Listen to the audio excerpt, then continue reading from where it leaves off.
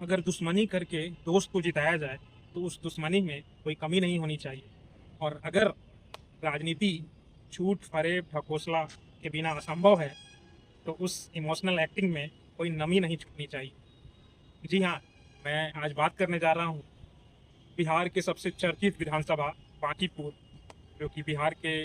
पटना जिला में पड़ता है और अभी उपचुनाव के नाम पे वो हॉट सीट बना हुआ है, क्योंकि भारत के सबसे मशहूर और सबसे सफल राजनीतिकार श्री प्रशांत किशोर जी वहाँ से पहली बार चुनाव लड़ रहे हैं। प्रशांत किशोर जी वही जो जन स्वराज पार्टी के संस्थापक हैं और पिछले 2-3 साल से बिहार में यथक प्रयास कर रहे हैं, बहुत सारे यात्राएं की हैं, बहुत सारी सभाएं की हैं, लेकिन उनका रिजल्ट शून्य रहा। तो इस बार उन्होंने खुद का दांव लगाया है और एक ऐसे विधानसभा से चुनाव लड़ने की घोषणा की है जो कि बिहार का सबसे शिक्षित और चर्चित विधानसभा है, जहाँ के पूर्व विधायक नितिन नवीन जी थे, जो कि अब भारतीय जनता पार्टी के अध्यक्ष बन चुके हैं। और भी चीजें मैं इससे पहले बोलूं और आप मेरे नाम में यादव देखकर मुझे ये जज करें कि पक्का तेजस्वी के सपोर्ट में ही बोलेगा, तो मैं ये क्लियर कर दूं कि जिनसे न पार्टी संभल रही है न परिवार, उससे बिहार संभले इसकी उम्मीद मुझे भी नहीं है। मैं यहाँ पे बात केवल प्रशांत किशोर जी के बारे में करना चाह रहा हूँ, जिनके रिलेटेड जो कोइंसिडेंस और जो चीज़ें मैं अभी देख रहा हूँ काफ़ी दिनों से, आप भी देख रहे होंगे अपने अपने स्क्रीन में, जो कि बांकीपुर विधानसभा में हो रहा है। कुछ दिन पहले भाजपा की तरफ से बहुत ही चर्चित और बहुत ही कर्मठ उम्मीदवार को वहाँ पे घोषित किया गया था, जिनका नाम अभिषेक बंटी सिन्हा था, जो कि जनताओं का कहना था कि ये वाकई में डिजर्व करते थे। बहुत ही दिनों से ये पार्टी के लिए और नितिन नवीन जी के साथ में भाजपा के लिए लड़ाई लड़ रहे थे, उनके लिए लाठी डंडा खाए थे, उनसे रिलेटेड तस्वीरों को सोशल मीडिया में वायरल किया जाता था। यानी कि बहुत ही अच्छे उम्मीदवार को पार्टी टिकट दी थी, और जो कि बीजेपी का जीतना तय इसलिए था क्योंकि ऑलरेडी बीजेपी वहां से 40 सालों से जीतते आ रही है, वो भी 80 से 90% वोटों के मार्जिन के साथ। यानी कि उसके किले को कोई वापस नहीं ढा सकता था। लेकिन जैसे ही प्रशांत किशोर जी ने घोषणा की कि हम भी वहां से चुनाव लड़ेंगे, और उन्होंने अपना प्रचार प्रसार शुरू कर रखा था, लेकिन जैसे ही प्रशांत किशोर जी को ये बात समझ में आई होगी कि वापस से एक उम्मीदवार है जो कि ग्राउंड लेवल पे जुड़ा हुआ है, लोगों में उसकी नाम है, प्रसन्नता है और लोग उसे वोट देने के लिए तैयार हैं, तो उसे अपना सीट वापस से हारता हुआ नजर आ रहा होगा। अगर प्रशांत किशोर जी इस बार हारते तो उनकी राजनीतिक करियर ऑलमोस्ट जीरो हो जाती, क्योंकि वो केवल और केवल बिहार में हार ही देख पाते। और पहली बार चुनाव लड़ रहे हैं और इससे पहले कई बार दावा कर चुके हैं कि मैं जहां से लड़ूंगा वहां से जीत के आऊंगा। शायद इसलिए भाजपा के आला कमान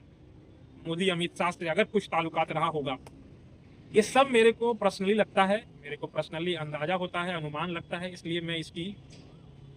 बारे में चर्चा कर रहा हूँ। पर्सनली कोई प्रूफ या कोई पुष्टि मैं नहीं कर सकता और ना मैं कर पाऊंगा। मैं अपना समझ, अपना अंदाज आप तक शेयर कर रहा हूँ। अगर आपको भी ये लगता है तो जरूर इस पर प्रतिक्रिया दीजिएगा। प्रशांत किशोर को ये लगा कि मैं यहाँ वापस से हार सकता हूँ और ये मेरी पहली चुनाव है, बस हमसे लोगों को ये फ्यूचर दिखता है कि जनसुराज आगे चलेगा कि नहीं चलेगा। और ये अगर जनसुराज बीजेपी का भी टीम है, अगर जनसुराज इसी भाजपा का भेजा हुआ टीम है, जो कि पिछले 2-3 सालों से हजारों करोड़ रुपया इन्वेस्ट कर रही है यहाँ पे पार्टी प्रचार करने में, प्रसार करने में, और रिजल्ट वाकई में भाजपा को उसके तरफ में मिला, तो शायद कुछ ऐसा साठगांठ, कुछ ऐसा चीज़ें जिसके ऊपर वापस से डिस्कशन हुई और भाजपा अपना इतना बेहतरीन कैंडिडेट को नॉमिनेशन वापस ले लिया और एक नॉर्मल लड़के को एज ए फॉर्मेलिटी, जो कि बूथ लेवल का है, अच्छी बात है कि बूथ लेवल का है तो भी उसे पार्टी मौका दे रही है, लेकिन वो ऐसा है जिसे कोई जानता नहीं, जो बोल नहीं सकता, जिसे उतना समझ नहीं, नॉलेज नहीं और वर्चस्व नहीं कि वो जीत पाएगा प्रशांत किशोर के आगे। तो ये बात आज और भी ज़्यादा साबित होता हुआ मुझे नजर आ रहा है कि वाकई में ये सब कुछ आला कमान के थ्रू किया जा रहा है, जो कि प्रशांत किशोर जी का डिमांड होगा। क्योंकि आज जनशक्ति जनता दल तेज प्रताप यादव जी के पार्टी से वीना माननी जी का नामांकन था, और वो भी एक अच्छा चर्चित रही है लेडीज बिहार में और उस विधानसभा में, क्योंकि उधर से ही वो आती हैं और उधर वो चर्चाओं में घरों घरों में कुछ ना कुछ महिलाओं का मुद्दा हो या उनकी चीज़ों को सॉल्व करते रहती हैं, तो उनका भी अच्छा खासा वोट बैंक हो सकता था। प्रशांत किशोर जी के बोलने से मुझे लगता है, जो क्योंकि बीजेपी ये करते आ रही है और बीजेपी ने ही ये करवाया होगा कि नामांकन के वक्त मीना मानवी जी को गिरफ्तार कर लिया जाता है किसी पुराने केस में, और ये सब इसकी स्ट्रेटजी रही है, ईडी सीबीआई गिरफ्तारी पुलिस का यूज करना, और ये कौन करवा रहा है और इसे करने से फ़ायदा डायरेक्टली किसको होगा, ये सब एक अनुमानित या एक संकेत देता है मुझे, जो कि मैं अपनी भावनाओं को आपके सामने आज पहली बार रखने जा रहा हूँ। अगर आपको भी इसमें कुछ रिलेटेड चीज़ें समझ में आती है तो प्लीज़ अपनी प्रतिक्रिया कमेंट बॉक्स में दीजिएगा। मेरे समझ को